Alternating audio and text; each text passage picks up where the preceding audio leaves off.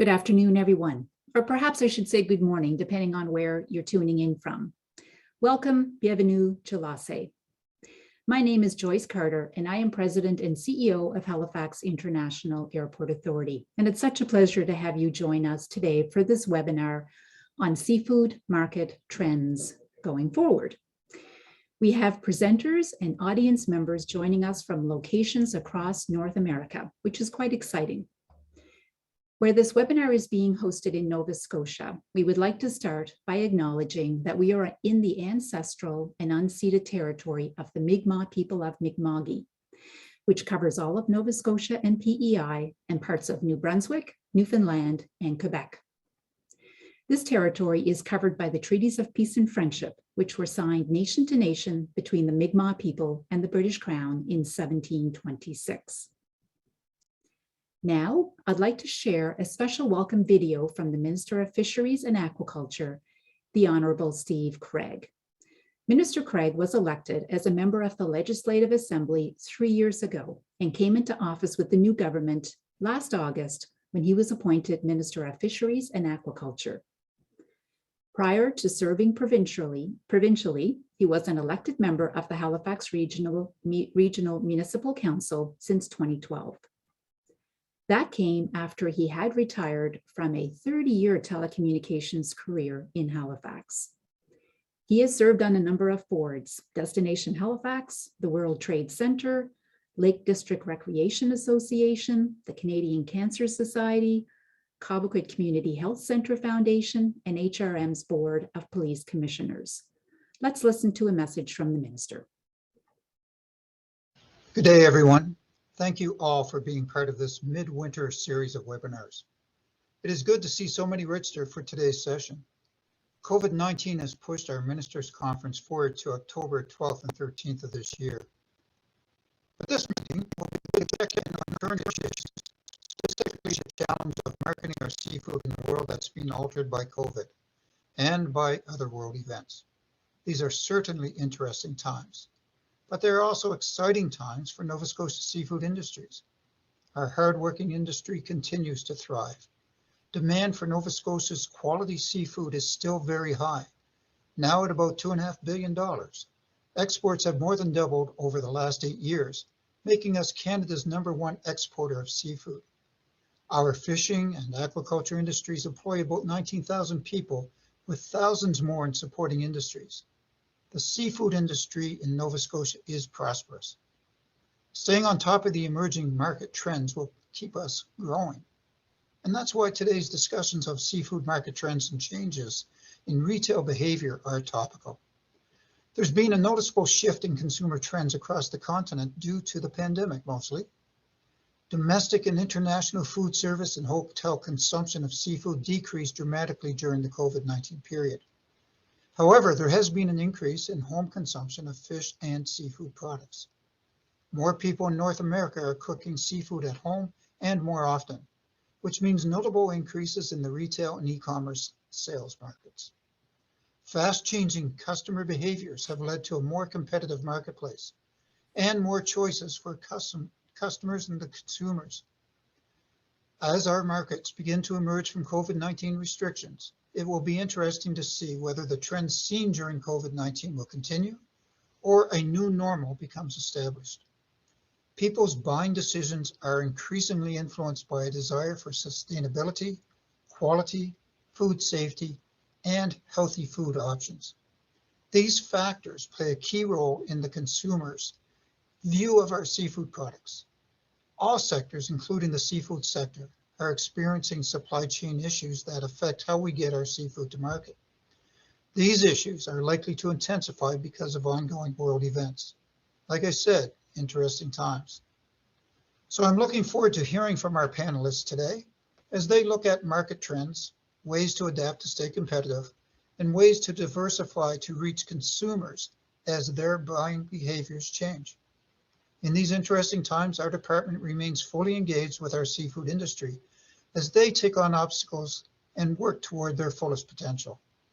Our department looks forward to continuing to work in partnership with industry as we move ahead in 2022. I'd like to thank Joyce Carter for acting as moderator and Dr. Charlebois, and the other panelists for your insights and participation. Thank you, Jill Cronk, Vice President of Marketing from Cook Aquaculture, True North Salmon, and to Jamie Berryman from Cisco Canada for your contributions today. I look forward to today's discussions and to seeing you all in person at our annual Ministers Conference, October 12th and 13th this year in Halifax. Thank you very much. Thank you to Minister Craig for providing those remarks. And now would like to take a minute to recognize our sponsors. And they have sponsored both the Ministers Conference and as well the webinars. As you know, sponsors make webinars like this and events and conferences really possible. So thank you to all the organizations involved. And you can see their names on the screen. So speaking of conferences, I'd like to take a moment to mention that the 24th Nova Scotia Department of Fisheries and Aquaculture Ministers Conference is taking place in October, as the minister mentioned, from October 12th to 13th here in Halifax. Registration is now open on the Pernenia website, and you can see the address for that at the bottom of this screen. So now a little bit about Halifax Stanfield, if I may. So I'll tell you about our airport, in particular about cargo at the airport. So we first began to feel the impacts of COVID-19 and the pandemic a little bit earlier, actually, than we did from a passenger perspective. That was in January of 2020, when our usual cargo flights, that in particular those that head to Asia, were disrupted by the spread of the virus there and in Europe. So like many others, though, it wasn't until March of 2020 that we started to see the impact that it was going to have on our entire business. And certainly, its impact was much greater than we could have imagined. Nevertheless, over the last 2 years, our air cargo activity remained relatively stable when compared to our passenger activity, which decreased to historically low levels. Cargo flights continued arriving in Halifax with critical goods like PPE and vaccines, and as well e-commerce products being offered online as people followed public health protocols and avoided heading out to the stores. However, the effects of the pandemic on air cargo are still felt today, but certainly they have evolved over the last 2 years, as you can imagine. So for example, right now, we're seeing global supply chain challenges, which is creating a demand for cargo aircraft that actually outweighs the supply of aircraft. Additionally, we continue to see temporary lockdowns, especially in China, that can reduce the number of flights heading to those markets from Halifax. And I'm sure our panelists today will talk a little bit about how we may add more to the ongoing supply chain challenges and the effect that that's having on seafood markets and exports right here in Nova Scotia. So this is a cargo map out of Halifax Stanfield. It shows the activity, and that will be the next slide, please. Shows the activity at a Halifax Stanfield. And as you can imagine, we're highly dependent on our seafood exports, and those actually haven't returned to pre-pandemic levels. However, we continue to have great connectivity to Asia and to Europe, which are both very popular destinations for Nova Scotia seafood. Overall, in 2021, our air cargo activity exported from Halifax Stanfield remained steady and was up a bit from 2020, so that was good. And we expect to have our detailed year-over-year numbers very soon, and we look forward to sharing those publicly once they're available. I'll also note that 2022 has been off to a bit of a rocky start because of Omicron, so probably no surprise to anyone on the line. Our January and February volumes are down slightly from last year, but we do expect those to pick back up again. We're continuing to work closely with our cargo supply chain partners to understand current challenges and to support them wherever possible. So the next slide is our new air cargo logistics park, and it's one way that we're definitely helping keep goods moving. So construction of the first building, which you can see here on the left of the screen, was recently complete. This building is fully leased to tenants. First Catch Fisheries is one and Cargo Jet is the other.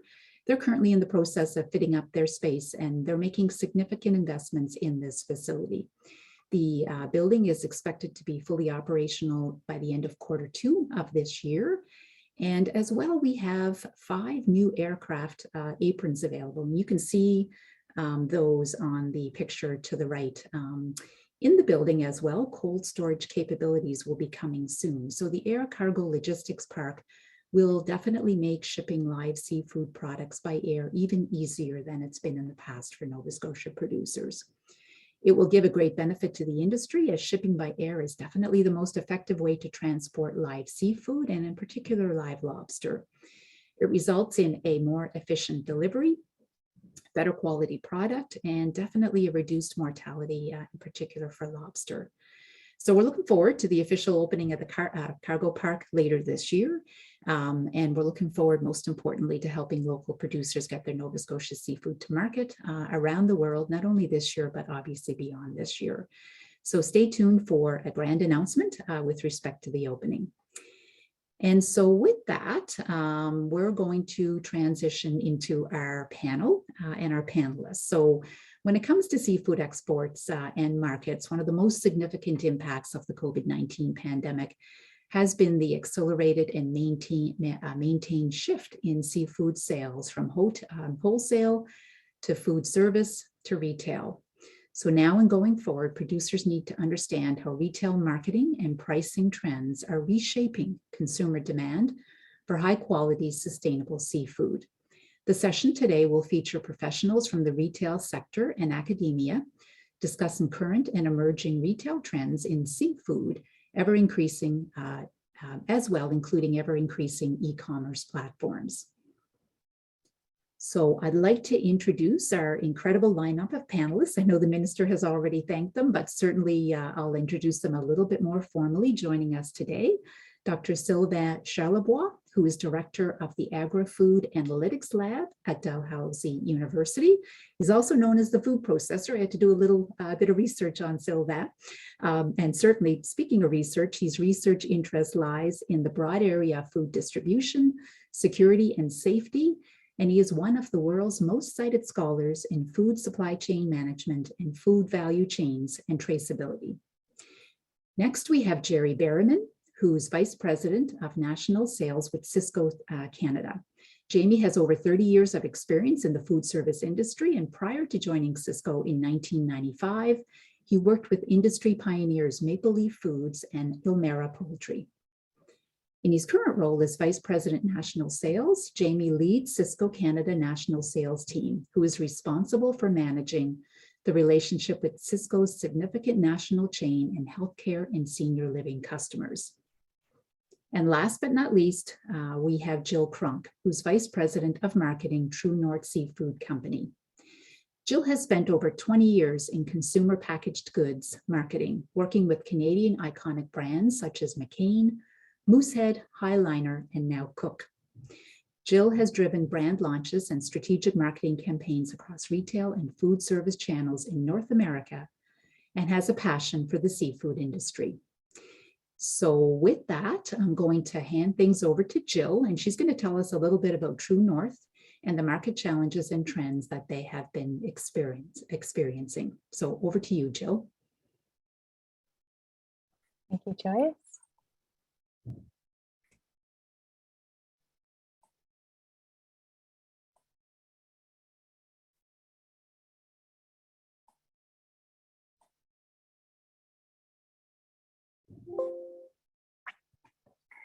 Okay, thank you for the warm welcome, Joyce. And thank you to the Nova Scotia Department of Fisheries and Aquaculture and the Nova Scotia Sea Farmers for the opportunity to come and speak with you all today about the retail market in Canada and trends in seafood. Before we jump into the retail market, I thought I'd spend just a minute or two telling you a little bit about Cook. So Cook is a family company, and our business started in 1985. It was established by Glenn, Michael, and Gifford Cook. We started with just 5,000 salmon smolts stocked in 2 cages. Our long-term vision was to build an integrated company so that we could control not only costs, but quality of our product. We know that the global population is expected to rise by 2 billion by 2050. And our goal is to provide sustainable, healthy food to meet the needs that will come with that population growth. This is a map showing our global operations, where we have various production facilities, sales offices, farming and harvesting operations all around the world.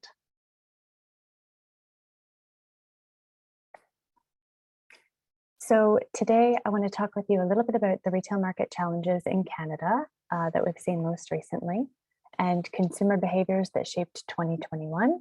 And that all leads to the key seafood trends that we're seeing for 2022.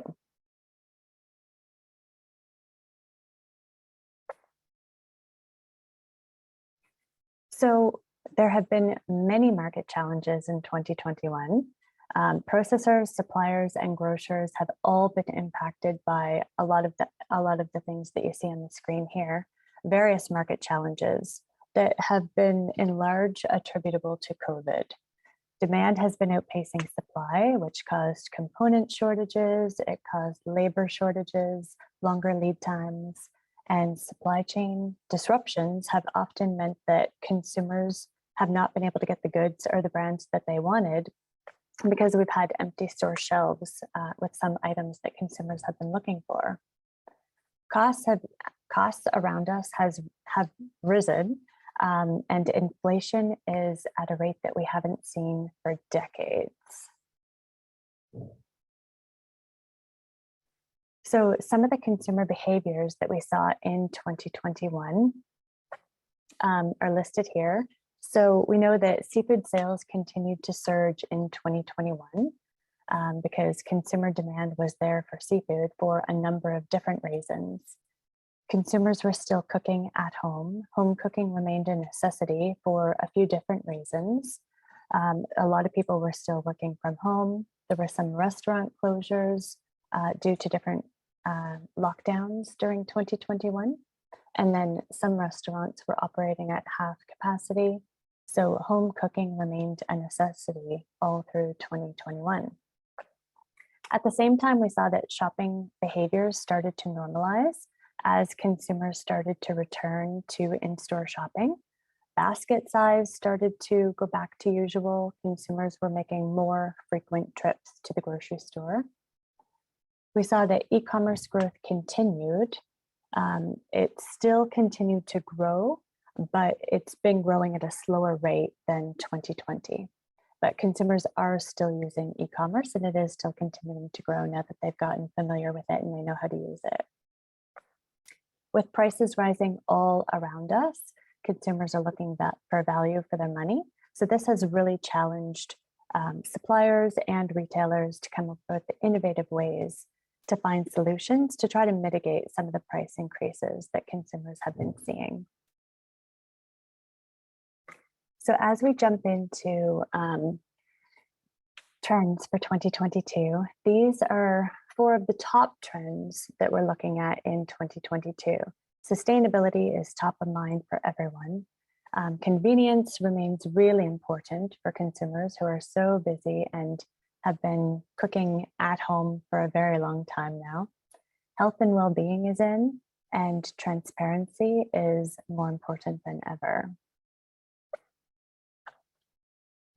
So sustainability is at the forefront of the trends for seafood. Some seafood consumers are choosing seafood more often because they have the perception, they know that it's more environmentally friendly or just sustainable in general compared to other proteins that they have available.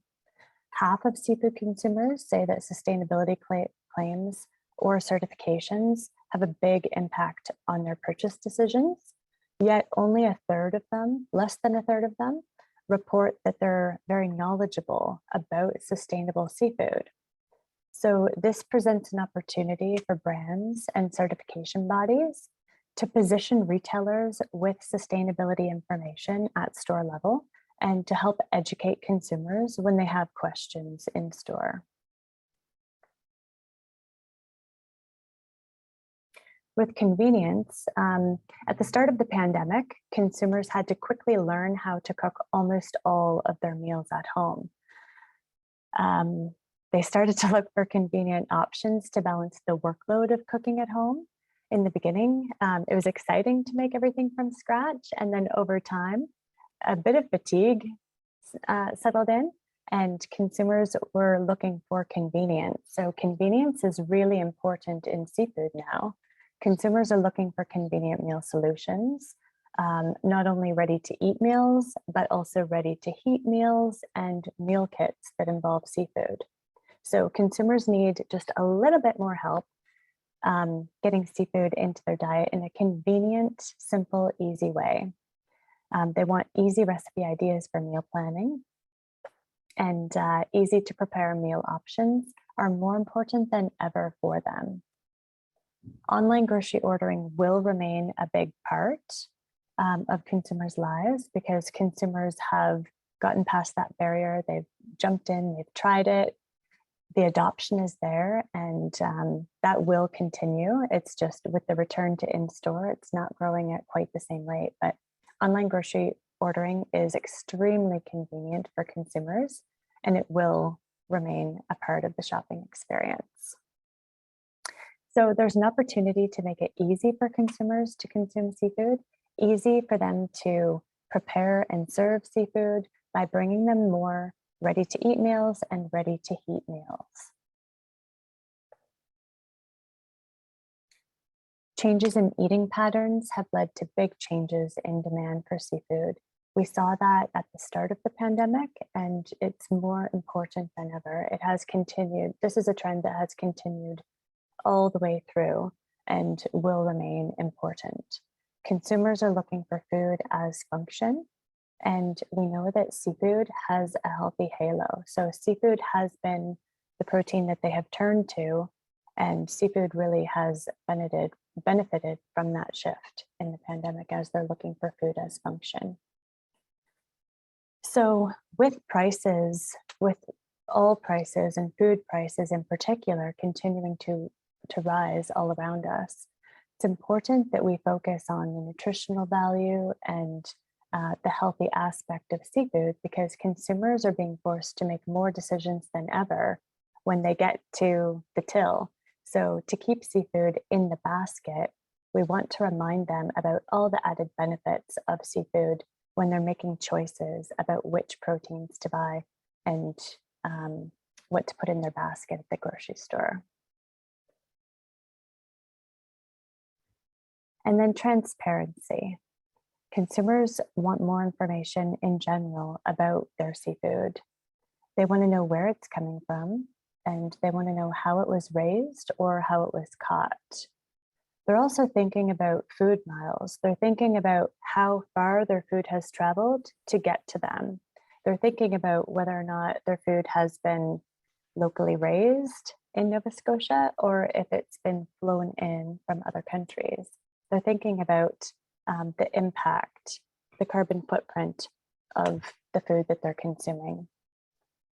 So there's an opportunity as well to communicate more through on-pack communication and to help to educate the seafood counter staff members about our product, to teach them about where the food is coming from and how it was caught and raised so that they can help to tell that message. So in summary, some of the key trends for 2022 and some of the key takeaways are that shoppers in general are looking for more information about their food. They're looking for more information about how to cook it, preparation ideas, recipe ideas, and sustainability. Convenient, easy to cook options are going to keep excitement in the seafood category and just help make it more simple for consumers to consume more seafood. Rising prices will mean that consumers are going to be forced to make more choices and decisions with what's going in their basket.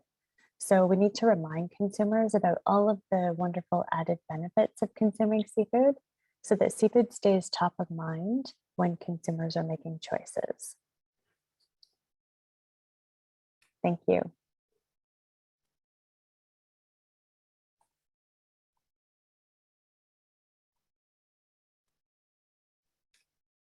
Thank you so much. Thank you so much, Jill.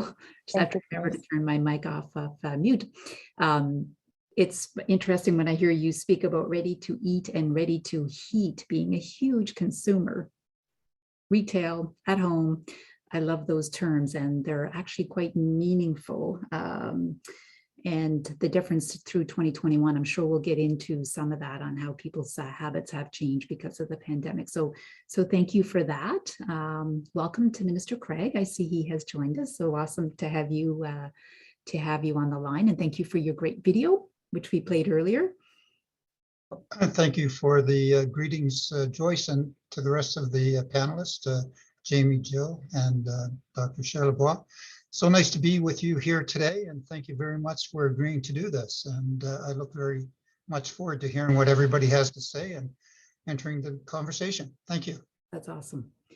And to the participants online, just a reminder, if you have questions as you go through the presentation, and definitely when we open it up for the fireside chat, you may enter those in the Q&A feature, and we'll be monitoring and trying very hard to answer those live. So just a reminder of that.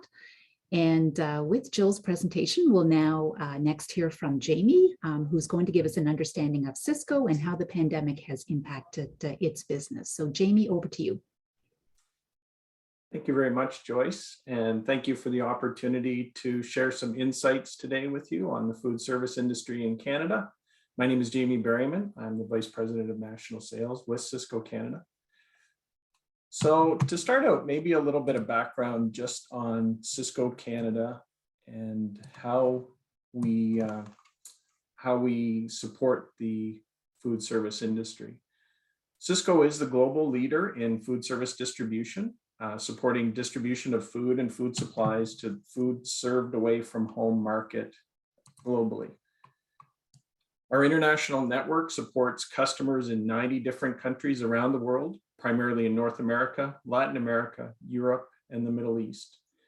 And we learned very early on at the start of the pandemic how the consumer and, in fact, many levels of government really did not recognize or realize the importance of food service in serving Canadians and feeding Canadians, and how Cisco plays in that world.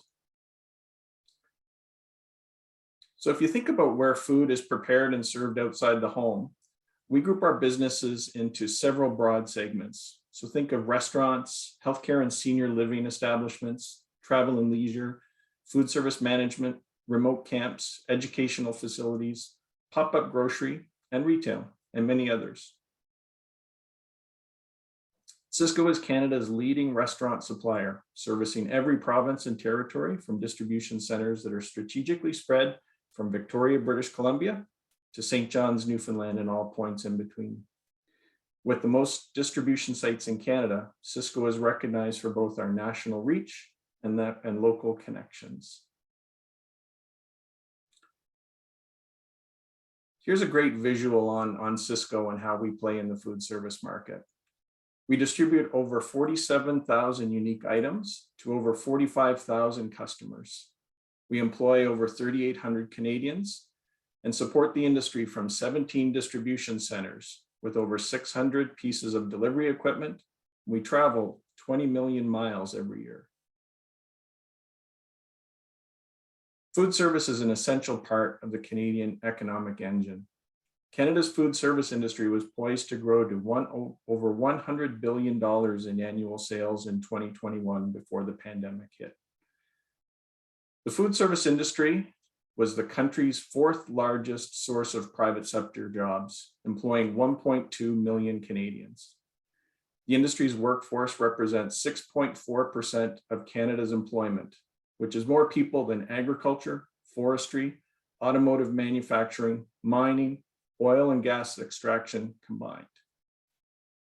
And then as well, to further support communities that we live and serve, Cisco refocused our resources to establish supply routes to serve remote Indigenous communities that were cut off during the pandemic and recent flooding in BC. And now the good news. As restrictions are lifted, restaurants are reopening. And as early as yesterday, Nova Scotia relaxed restrictions on restaurant capacity and masking requirements. We only have one province that still has restrictions. You see PEI is still highlighted in yellow there, but they have plans to ease restrictions here in the coming weeks. In contrast with what Jill discussed earlier, you'll see the dramatic impact on volume when volume shifted from food service to retail as the pandemic hit in 2020. Segments that remained open during the pandemic and remained vital to our survival were healthcare and senior living, as well as QSR restaurants that supported takeout and delivery. If you look at the graph, the industry is not expected to recover to pre-pandemic levels until early 2023. The good news is the trajectory is moving in the right direction, and we will see recovery in the coming days and months. And even with that, the industry still faces some very serious challenges. Labor shortages, Jill mentioned rampant inflation, and then supply chain disruptions that Joyce referenced as well earlier. And as the market leader in food service distribution, we are committed to continuing to partner with our supplier and customer partners and lead the Canadian food service industry to recovery.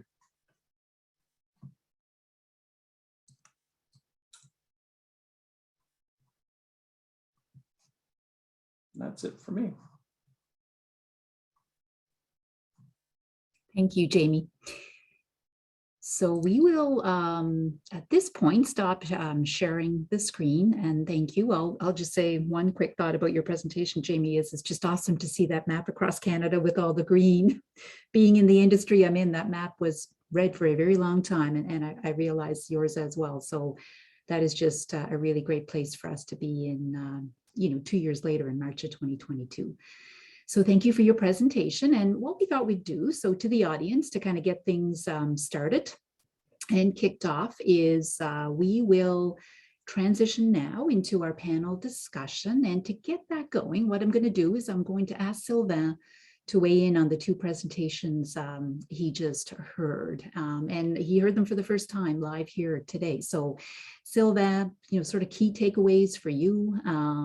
If you heard what you agreed with, if there was anything there you didn't agree with, any points I've made that caused you to pause would be great. So I'll turn it over to Sylvain. Yeah, well, thank you, Joyce. You're right. Actually, I was actually listening to both Jamie and Jill for the first time, even though I actually did have a copy of their presentation before. I didn't look at them. I just wanted to get fresh info from two professionals in the field, and they know what's going on. So I wanted to know more about what their thoughts are at this particular point. And we are, in March, we're all looking at the light at the end of the tunnel when it comes to the pandemic. So Jamie's map with the green, as you said, is absolutely reassuring for sure from a business perspective. Yeah, some points I honestly, it's hard to disagree with anything that was said by both Jill and Jamie. I'll start with Jill's presentation. So I think the big elephant in the room is inflation. I think that is absolutely the biggest challenge right now that the entire food industry is facing, both service and retail. We saw just a few weeks ago this feud between Frito-Lay and Loblaw, unfortunately, which led to a stop sell. I immediately got concerned about the entire food industry. It's really pushed by inflation, really. I saw Jill's picture of Michael Medline from Sobeys. He has a particular relationship with its vendors. I think it's a good one. He has a strong relationships with his vendors, and it seems to be going well, but there are lots of pressures in the system to actually move products at the right price, and eventually it is hitting consumers in the end. And so everyone in the food chain are concerned about how consumers will react to higher price points, no matter what business you're in. I mean, how are people going to react? And when you think about seafood and fish, obviously things tend to be more expensive in that section of the grocery store. But it's like, I see it like the tide, everything is going up. And so if everything is going up, it will push consumers to make different choices, and it could actually be favorable to the seafood industry, in my view. And so, but these disruptions within the supply chain are quite concerning right now, to be honest. And there is a lot of discussion with the code of conduct in Ottawa. We're expecting something next month from Ottawa in regards to some guideline to help grocers and vendors agree to specific conditions. So let's hope that we get there. E-commerce is another good point that I think Jill made. It is growing. Before the pandemic, 1.7% of all food sold retail was sold online. We're actually close to 5% now. That is tremendous growth. In the last couple of weeks, so we work with Angus Reid, in the last couple of weeks, 17% of Canadians have actually ordered food retail online at least once. And with restaurants, 29%. So there's lots of business online, which means it's good for established businesses, but it democratizes the entire system too. Anybody selling food can connect with the consumer if there's more activity online, which I think is interesting. And I think it's going to be a strong legacy from the pandemic, to be honest. I don't think it's going to disappear. Some people think people are going to go back. I actually don't think so. I think there are habits there that will remain. Top terms mentioned by Jill: sustainability, convenience, health, transparency. I agree with it. I would actually add affordability for obvious reasons with inflation, but the transparency one is critical in my view. And I know, Joyce, you know that one of my pet peeve in seafood is food fraud. And let me tell you, people who show up at conferences like Jamie and Jill aren't the problem. The problem are companies that are on the fringe making deals, and those companies are really affecting the reputation of the industry. And I'm greatly concerned about food fraud and sea fraud in particular, because it's just damaging for the image of our industry in Nova Scotia and in the Atlantic and in other parts of the world. With Jamie, obviously, Jamie is involved in a business in a sector that was heavily impacted by COVID, with all closures and lockdowns. Before COVID, Canadians were spending about 35% of their food budget on in food service, so food consumed outside the home, money that went to companies like Cisco Canada. But unfortunately, that went down to 9%. So in April of 2020, so 991. So really, many restaurants did not survive. We believe that up to 15,000 restaurants full service did not survive COVID.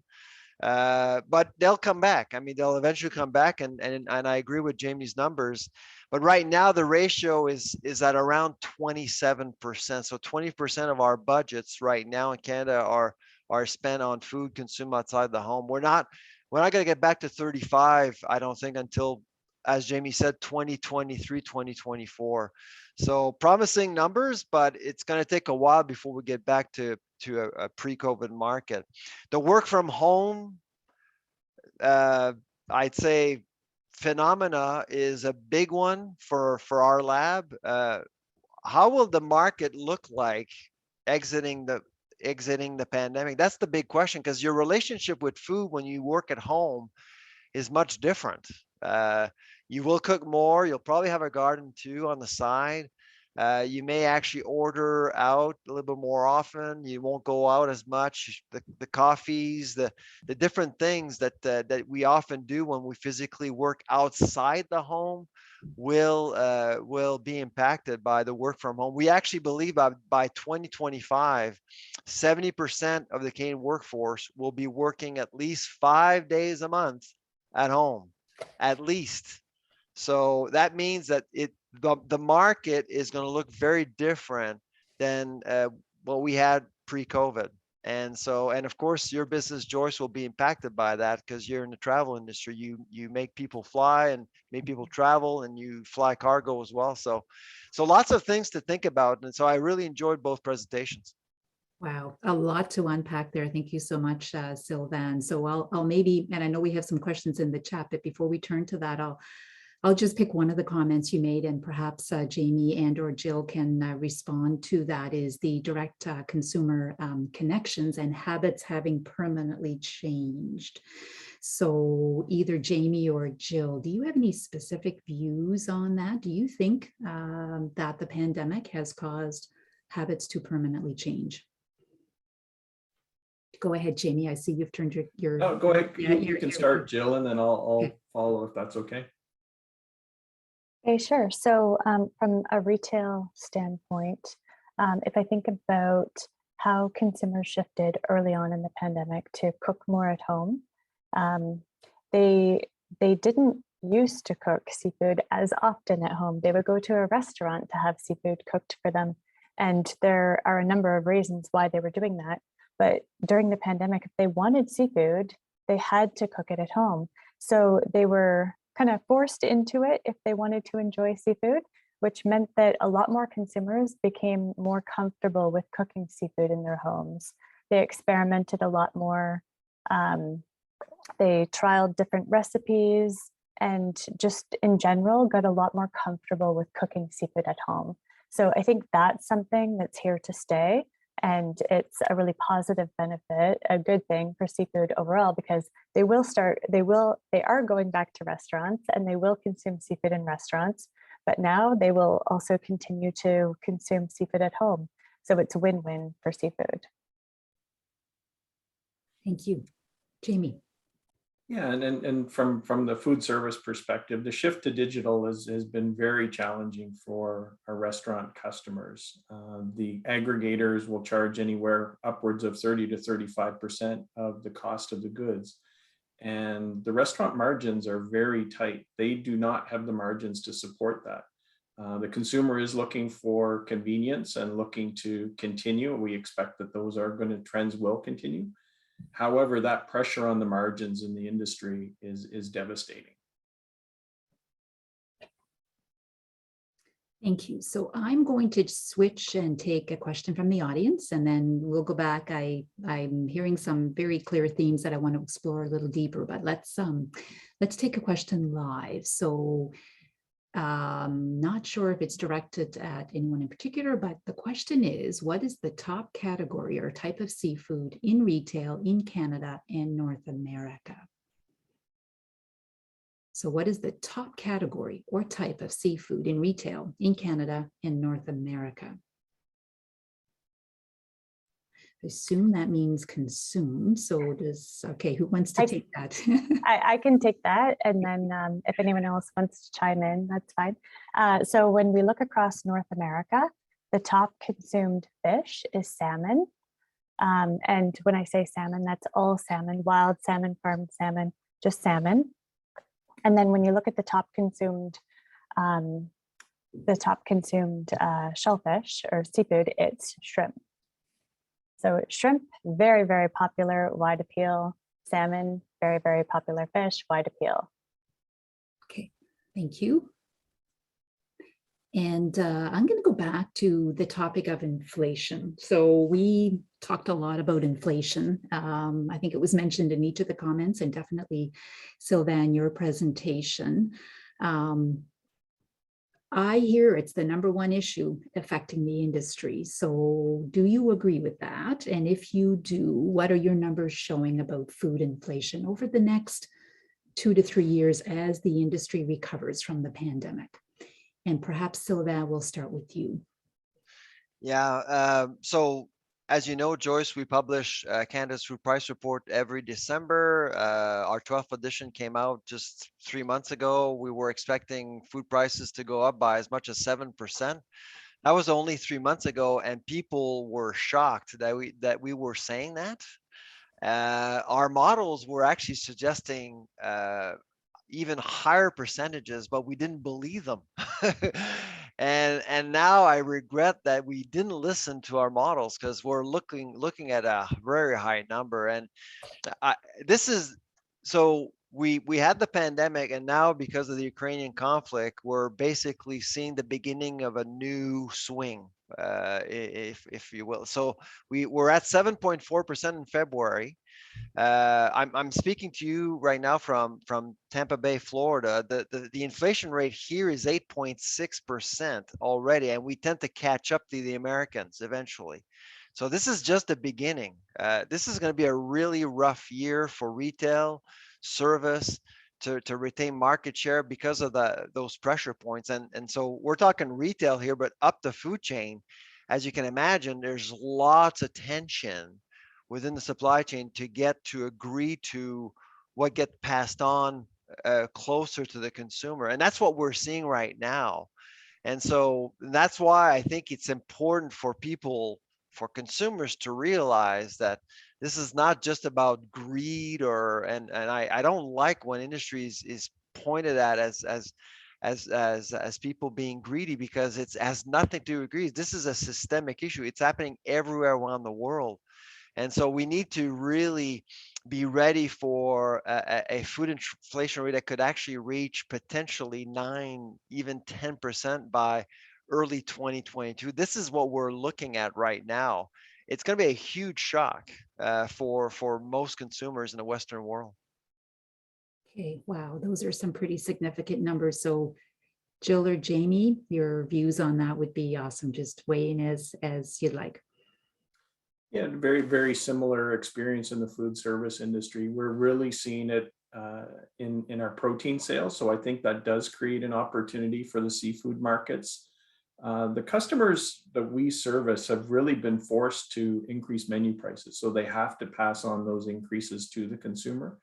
The challenge is they can't pass it all on. So continued pressure on their margins. And then when you look at the healthcare and senior living segment, they can't pass on those increases. They work on a fixed envelope, financial envelope from the governments. So they're not in a position where they can absorb those costs. They have to look at new menu items. They have to look at smaller portion sizes, different quality levels. It's causing a lot of challenges within the industry. I'm sure some of that leads to food fraud. I know a topic that's really important, but Jill, anything to add? We're always looking for innovative ways to help mitigate the price increases and cost increases that consumers are facing. So all kinds of different things, from different pack sizes or different offerings, or trying to bring new underutilized species to market, looking for all different ways to be innovative and creative to help retailers to try to, lessen the impact on the consumer. We're always thinking about the consumer and wanting to ensure that seafood is an option that they can pick and is an affordable option. At the same time, we know that fresh salmon consumers tend to be a more affluent consumer, and they have a little bit more disposable income. So that helps a bit with the fresh seafood sales, and helps a little bit, but we still need to make sure that it remains as an affordable protein for everyone. If I may, Joyce, in light of inflation, there is some positive news for the seafood industry. We've been in discussion with Statistics Canada. Actually, it was the end of last week. It was just announced. I don't think anybody picked it up because of the Ukrainian conflict, but it was announced a few weeks ago that Statistics Canada will include in its CPI report more seafood items to assess food prices. I'm not sure if you knew, but there's only, out of 52 products, there's only one seafood product currently in the CPI report, and that's canned salmon. This is how pathetic this is how pathetic the agency actually saw seafood. Now we're adding more. They're adding more items because they're putting more attention on proteins, to Jamie's point, so more attention on proteins. So there'll be more vegetable protein-based products. Of course, there'll be the trifecta of meat with chicken, pork, and beef, but really we're going to start looking at seafood prices much more attentively, which is really, in my view, a good sign, because more and more attention will be given to that category more than ever before. Oh, that's interesting. And if you don't mind, Silva, it's funny you mentioned sort of, meat and the, animal proteins is, boy, in general, it's getting more expensive. I love seafood. I love to prepare seafood, go to my local, grocer, buy my seafood, go home. So for a change on the weekend, because the weather was so beautiful here in Nova Scotia, first day of spring, I bought some beef, and I, almost, it's funny, you sort of mentioned who can afford it and who cannot, as the meat guy put it together and gave it to me. He goes, is that okay? Like with the price, I was like, oh my dear, yes, I really want a nice steak, so that's fine. How do you, so that just in terms of that, I mean, obviously animal proteins are getting more expensive as well, and perhaps even more so. How do you think that the price on animal proteins is impacting the seafood sales? Do you have any comments on that? Oh, it just, it forces consumers to think differently about proteins in general. And so, and which is why this is not such a bad thing after all. Of course, I don't think I would say that in front of ranchers out west in Lethbridge, Alberta, even though I actually do think if you get people to invest in your food, they'll care about it and they'll think differently about your product. And that leads to more innovation. And if there is one criticism I can make about the seafood industry in general, is that we haven't seen a whole lot of innovation in recent years, and frankly, I think it's with more attention given to the category, that's likely what we're going to see. So there is this shift that will happen from the meat counter towards other places in the grocery store, I think, retail. Now in service, maybe Jamie could actually make a comment or two about service. In retail, I can tell you right now what we're seeing is our sticker shocks that are getting consumers to just revisit other sections of the grocery store, including the seafood counter or the freezer aisle, to get different sources of protein that could be either seen as more affordable, more predictable, or just different. If you have to pay more for food, why not try something different? Mm-hmm. Yeah, and just, my thoughts, I think that there's two different things at play here in the market. You have inflation, which is causing the consumer to really watch prices, but you also have a shifting demand towards transparency and the quality of the product. I think Jill mentioned that in her presentation. So how does the industry focus, Sylvain, on avoiding the commoditization of the product, and they're thereby playing into that whole pirate conspiracy that we talked about earlier as well, of products entering the market that are not what they actually say they are?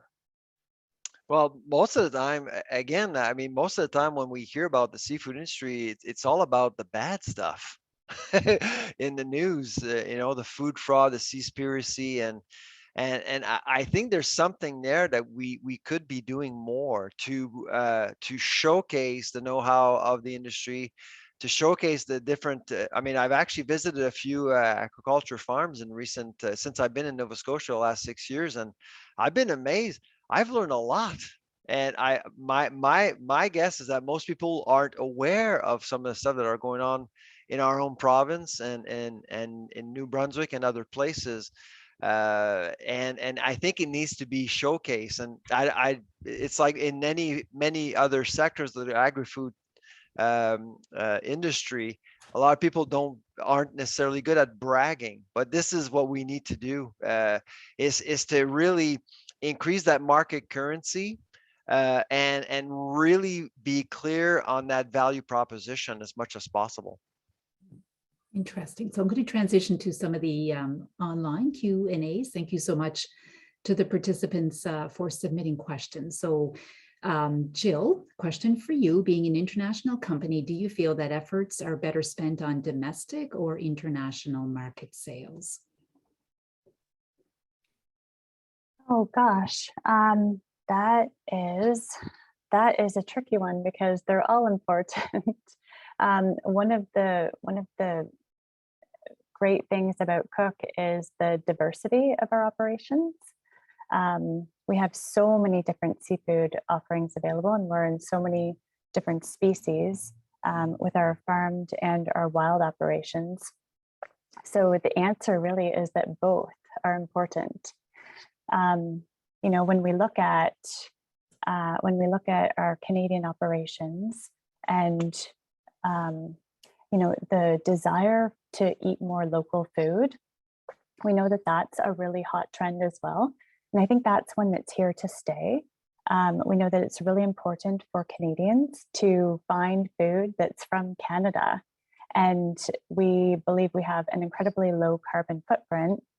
When you look at the amount of seafood that we're farming in Atlantic Canada, and we're feeding that to Canadians, and then even within Nova Scotia, the seafood that we're farming in Nova Scotia, and some of that is ending up in the Nova Scotia market. So it's all important for different reasons, but certainly the domestic market is very important for domestic operations and keeping that supply within the country and giving Canadians the opportunity to eat a healthy, local, nutritious product that hasn't traveled very far, doesn't have the food miles that some of the other products coming into Canada have. So that's a really nice benefit to have that low carbon footprint tied to those products in Canada. I don't mind the travel just on the outbound. Yeah, I agree with Jill. The one thing I would add is that one influences the other domestically, right? World markets will influence the domestic market. Yeah. Example, did you guys know that Nova Scotia lobster in Quebec retail in some IGA store is sold at over $50 for 750 grams? Yeah. $50. Yeah, that's pretty expensive. So that sticker shock really will be expensive for retailers. I actually got calls from different folks. Because I'm from Nova Scotia, what is going on with Nova Scotia? I want them to buy Nova Scotia, but they're actually just, that price point is so shocking that it will actually get consumers to move away from the category altogether for a while. And that's not a good thing. And so, I mean, yes, absolutely. World markets are absolutely important to grow the business, but domestically, we tend to be overly influenced by what goes on in the world. We all know why lobster is very expensive in Nova Scotia, because prices are good internationally, which is great. But at the same time, we also need to think about our domestic market as well a little bit more, in my view. Little bit of a commercial. You can buy it at retail, Clearwater, Halifax Airport. Take it with you on your trip. Bring it to your guests. Same price in Nova Scotia. Just saying. So thank you for that, Jill and Sylvain. So another question from the audience, and this one's for you, Sylvain. You mentioned the code of conduct coming out of Ottawa. This audience member was hoping that you could expand a bit more on that topic.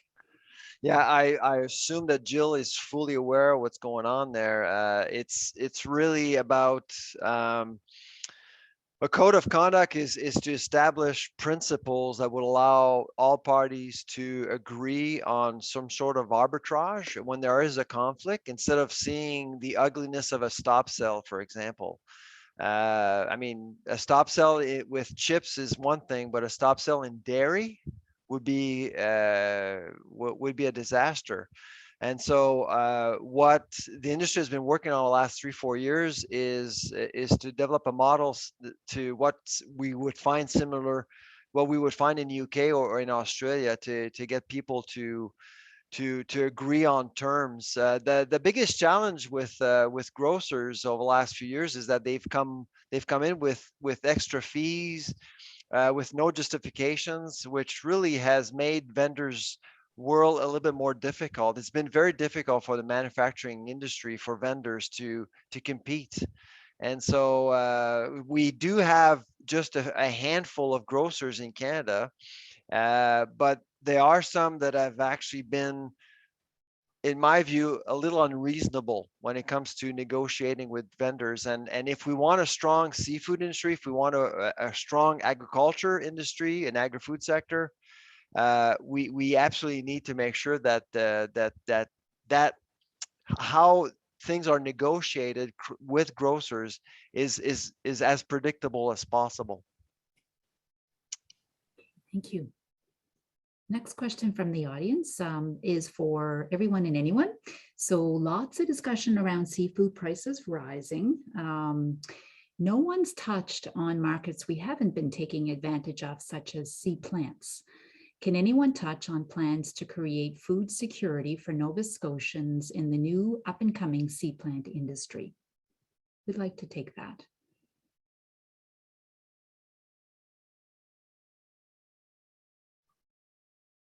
Nobody? Well, the silence is deafening. Well, no, The minister's going to take well, that question.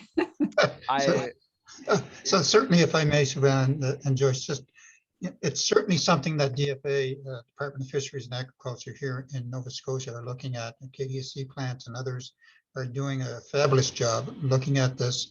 And we certainly want to grow the industry more. We provide the licenses for people to come and to harvest sea plants.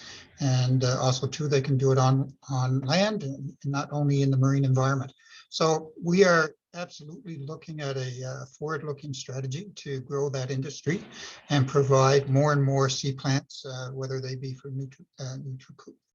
so that you probably can pronounce that word better than I can, nutraceuticals, or whether it's food or whatever. There are many, many, many uses of seafood plants, sea plants, and there are a lot of companies, a number of companies here in Nova Scotia that are exploring that, and I believe even at Dalhousie they're looking at ways to improve the use of and identification of sea plants. And absolutely, it's a way that we can move forward. So it's not only shellfish or marine fish, fin fish rather, it is sea plants, and we need to take more of an opportunity and grow that industry.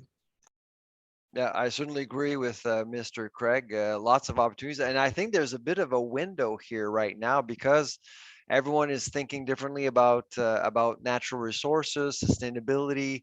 They're thinking differently about food as well. There are opportunities in nutraceuticals, as the minister said. There's also some opportunities for our region as well. I mean, London, Ontario just built the largest cricket manufacturing plant in the world. In London, Ontario, which because they've recognized it as a great source of protein. I can't see how I can't see why we couldn't do something like that with sea plants in our region. There's lots of opportunities. Okay, thank you. And any of the other panelists want to add to those comments?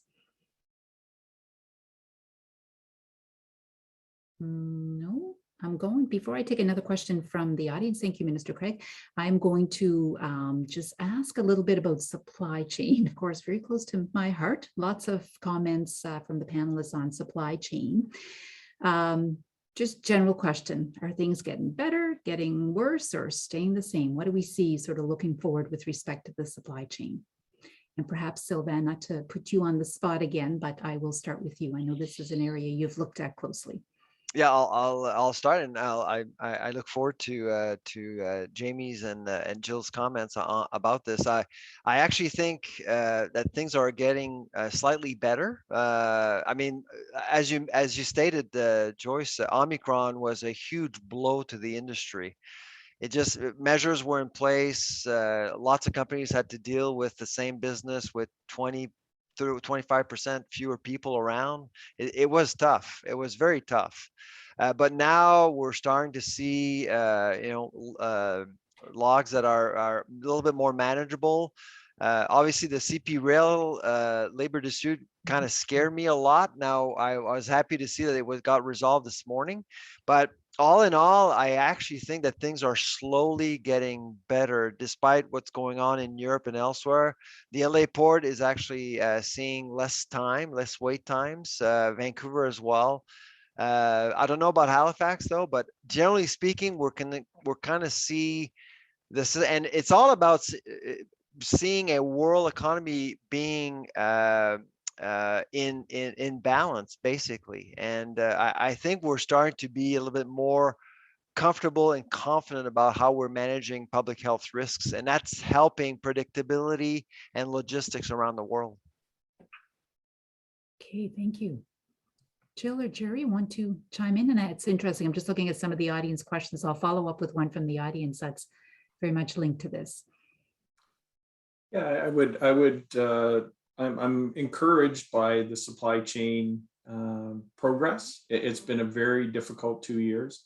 That being said, the supply chains are fragile right now, and the CP rail disruption would have been devastating for the food service industry.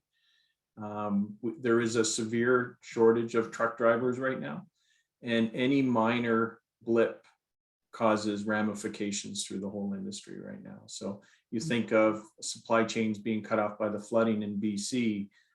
There was flooding in Newfoundland, which cut off the Trans-Canada Highway. So there's still, the industry is fragile right now, but there is hope moving forward. Okay, and anything to add to that, Jill? And from that, I'll lead into the audience question. Yeah, like everyone, we've had supply chain interruptions as well, but perhaps to a lesser extent than some of our competitors because we're vertically integrated. So having our Northeast Nutrition facility in Nova Scotia, vertically integrated through the fish feed and our hatcheries and sea sites and our trucking company and distribution facilities. I'd say perhaps we have been impacted to a slightly lesser extent with some of the supply chain disruptions, but I think certainly things are moving in the right direction. That's in a good to better hear. direction. Yeah. Yeah, no, that's great to hear. So the question is related specifically to global air freight, is directed at the full panel. So it reads as follows. We have been dealing recently with a global air freight forwarder who ships live lobster to Asia. And they are convinced that the current air freight disruptions globally will continue well past COVID-19.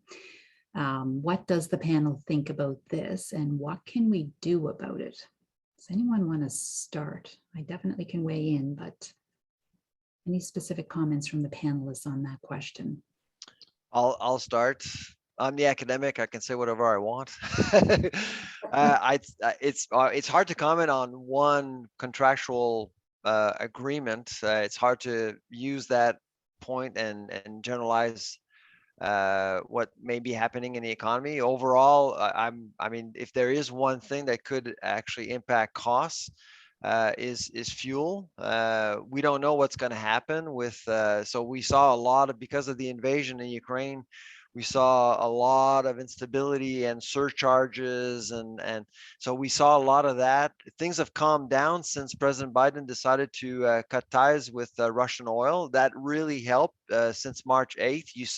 You can see that markets are much calmer now than before March 8th, but who knows? I mean, the world is really just nervous, unstable. We could see oil go up again to 127 US dollars. It can happen. And if it does happen, obviously it's going to impact costs for sure. Yeah. Jamie or Jill, anything to add? Go ahead, Jamie.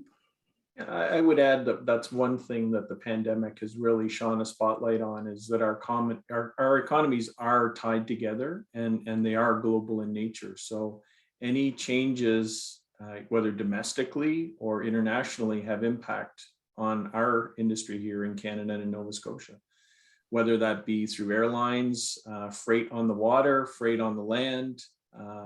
As I said earlier, the network is fragile right now. So a war in Ukraine has impact on the consumer in Nova Scotia. Totally. Jill, anything for you? Well, I certainly understand the challenges with booking the airspace, and it, as Jamie said, it is such a fragile network right now. So yeah, it takes a lot of extra planning, which is often difficult when you're dealing with a fresh product. So I sympathize with the challenges. It's not easy trying to build in longer lead times for the planning and booking the airspace when you're dealing with a fresh product. And when you're dealing with a carrier that's been through a tremendous crisis, so, spent the first couple of months of the pandemic grounding all aircraft and then recognizing there's a huge need for cargo, converting aircraft from passenger to cargo, as they're laying off staff, and the demand for those aircraft around the world. In Halifax, you're basically competing with every region in the world. And so to get those aircraft, as you say, Jill, at the right place, in the right place at the right time, with proper crews and product available, has been a huge challenge for the cargo carriers. And, as different waves came, Omicron being one, we had several flights, just as an example, out of Halifax canceled because of exposures with respect to crews. So, they either get here and they can't leave, or they can't get here because of restrictions on even, their personal restrictions. So it's been definitely a big challenge, but whether it will improve, I have to feel hopeful it will. Certainly as things start to open up and aircraft become available, we just all need to really work together. As you say, Jamie, it's very integrated. So we are hopeful that will improve, not only here locally, but around the world. So good question. I'm going to transition, if I may, to transparency. And Jill, you talked about the importance of transparency, and as well some of the steps that Cook is taking to educate its consumers on fish farming. So how do you get that message out? What do you do to help your consumer understand where your seafood is coming from? Yeah, I was thinking about that a little bit more as Sylvain was talking about the need for all of us to get the message out there and better educate consumers about the whole industry. Some of the things that we've done is we created video tours of our operations that we have shared out on our Cook website, and we're always trying to promote those and send people to those video tours. Sharing information on, I think we have one video on nutrition and feeding, and one about our hatcheries, and then a couple of them about our salmon farms. So just really trying to communicate more information for those who are interested in gaining access to the information, and trying to tell a bit more about our approach to modern aquaculture. So just telling a little bit more about how modern aquaculture is supported by innovation and technology and research and development, and trying to get that message out there about things like remote feeding centers and how we leverage and use underwater cameras. A lot of people wouldn't know, a lot of consumers in the seafood industry wouldn't know about those things. So trying to get the message out through video tours and content like that. And then last summer we had worked with CTV, the Tides and Tables campaign, and we developed a video, a 60-second vignette that talked all about our operations, and we'll do that again this year. So informing Atlantic Canadians of our operations through that TV vignette, just trying to tell them a little bit more information about our operations. No, it's a great points, Jill. Sorry, Joyce, but just listening to Jill, it reminded me that we actually just did a study about 6 months ago. Our lab worked with Stephanie Colombo from Truro, and she's a well-known aquaculture expert. And we surveyed 10,000 Canadians on aquaculture, only to realize that Canadians are utterly confused about farm fishing in general. I mean, they don't know, and surprisingly, the vast majority of people in the Atlantic aren't necessarily knowledgeable about what's going on in their own backyards. BC, what's interesting is that in BC, they seem to be more knowledgeable than we are in the Atlantic for some reason. I don't know why, but I think there's some education that is needed for sure, and the more educate people, the better, I think. So yeah, if you're interested in looking at that study, it's actually published on our website, the Agri-Food Analytics Lab at Dalhousie University. Oh, great. That's perfect because like the last 2 years has been the perfect time to do that training. People are at home, they have their 4 devices in their hands. It's great to be able to do that education and awareness. And I don't know, Sylvain, maybe we could put that, if we're even able to put comments in the chat, we might put that website in the chat. So audience question, we talked a lot about high prices, particular for lobster. It's funny you mentioned the $50 a pound. So I have seen the price in market in Asia, and it's a couple of times that yet again. So you're Clear right. water doesn't sell in Quebec, unfortunately. That's the thing. Yeah, yes, where it does there easily. And so record high prices for lobster and snow crab. We've talked about that. We saw it in 2021. What are the projections for market demand and potential increase in prices for those shellfish this year? Just wondering if we are seeing the upper limit for what consumers are willing to pay. Over to the panel.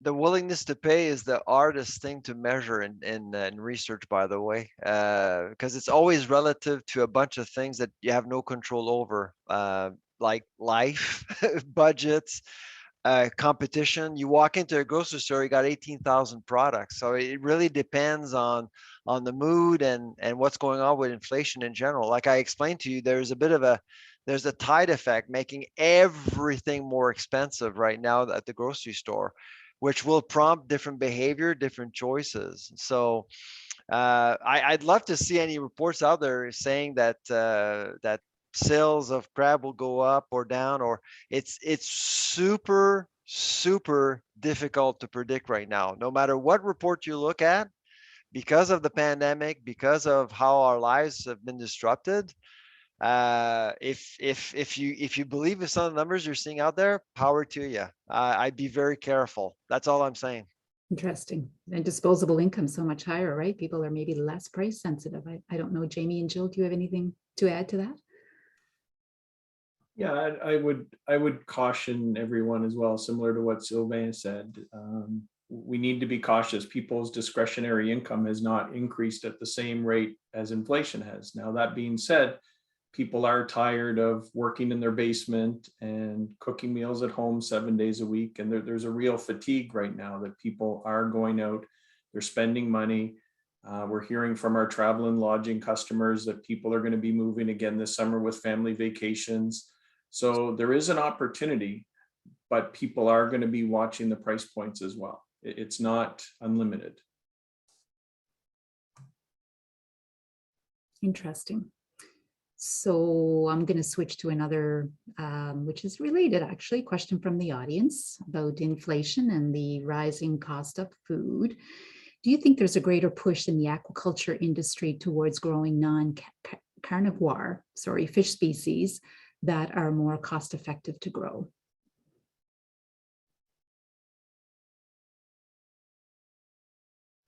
Yes, no, maybe? I can't comment on that. It's too specific. Okay. Can anyone comment on that? No. Nobody can comment on that. Good question. Stump the panel. Next research project for us. Yeah, exactly. So labor, I want to just touch on labor, and I'm mindful of the time, 1:22. So lots to talk about labor. Perhaps what I can do, it's been in each of your presentations as a challenge. I know it's something, Sylvain, you spend a lot of time thinking about. We all have the labor challenges in our industry. The pandemic has really shown a light on that. And we'll perhaps, start with you, Jamie. How is Cisco preparing for that? Thank you, Joyce. So we saw what happened in Europe and the US when market restrictions started to ease. And it was like the roaring 20s. People were out, they were spending money again, they were dining out. And what we did at Cisco is we bolstered both our inventory levels. So we bolstered inventory to be pre-pandemic. And we actually hired additional warehouse and delivery staff to be prepared for what we thought was going to be a great snapback in volume. That didn't happen. So there, as you saw from my graph earlier, it's been a very gradual climb. But what that's helped us do is manage our business through all of the challenges that we faced with the flooding in BC, the shortage of truck drivers, the disruptions in rail. So we prepared, we're ready for the volume to come back at Cisco, but not everyone has the financial ability to do that. One thing that we recognize though is the tight labor market is going to continue to pose challenges. People are going to be looking for other opportunities. So if you need 15 people today, consider hiring 30 because you're probably going to have attrition and you're probably not going to hold on to all 15 of them. Jill, what are you seeing? What are you doing? It's certainly been challenging, and the labor market is so unpredictable these days. We're seeing it across all different roles within the company it's been very difficult. But throughout the pandemic, we've just been heavily focused on recruiting efforts and complementing that with retention. So really focused on recruiting efforts. Thank you. Yeah, if I may, I'll say, first of all, I think universities are partly to blame in terms of, because when it comes to agri-food or the agri-food sector, it's never been a priority. Encouraging kids, students to consider agri-food as a really great place to build a career. We've never really done that, with the exceptions like colleges. I can tell you, an SCC has done it, but not necessarily universities. And if we've done it, we haven't done it all that well. And so this is something that we need to do better. The other thing that I'm seeing right now, and I've been visiting a few plants here and there over the last year or so across Eastern Canada, there's more automation. There's more robotics. I have to tell you, I mean, right now, because of the pandemic, all of a sudden, having humans working in a plant is a challenge. And so you want to keep humans in the plant, but not as much. So you can see right now, management is starting to think more seriously about automation, about robotics. Not necessarily replacing humans per se. I actually visited a plant in Ontario about 8 months ago. They actually hire about 400 people. They didn't release anybody, and they were able to automate most of the plant, which is interesting, which means that, yes, they will need to hire a different kind of talent to support their operations moving forward. And I see it in retail, I see it in distribution and processing as well. And so we are expecting more of that to happen as we get out of the pandemic, because it's more predictable, makes more sense. And even consumers will be exposed to more of that automation with self-checkouts. Yes, if you hate self-checkouts, well, get used to them. It's hard to hire anywhere in the food spectrum. Yeah, that's funny. So innovation is something we didn't talk about a whole lot, but you're absolutely right. And I will notice, just looking, lots of great comments in the Q&As to the panelists, if you get a chance to go take a peek. So that there's definitely a request to add the link for the study you just mentioned a few moments ago. I don't think we can go into the chat, but we definitely could type that answer in the Q&A. So we'll take a look at that. But I'll take one more question I have here before we close, as I know we're just about out of time. So that's for you. To your point, the positives of aquaculture are numerous, particularly from an environmental impact. How can we continue to message the positives of aquaculture so that those kind of shock statements, sound bites are diminished? We have a great story to tell, but it is not reaching consumers, particularly in the West. Comments, questions on that? I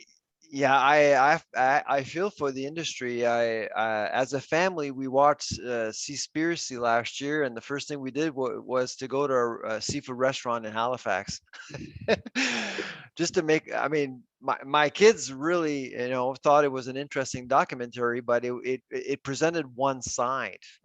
We need to present the other side, and I've been working with Marine Standard Council. I mean, there's different organizations out there that I've done fantastic job providing traceability and transparency for the industry.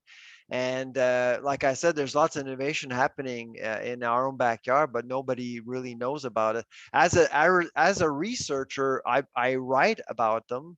We come out with some research to really get people to educate themselves about the industry. But I would certainly encourage the industry to partner with universities and try to get the word out in some way, in some scientific way, obviously, to really provide the other image, the other story we never hear about, because it's not as sensational, which is unfortunate. Mm. Any thoughts in that, Jamie or Jill, with respect to the partnership? That's a really great suggestion.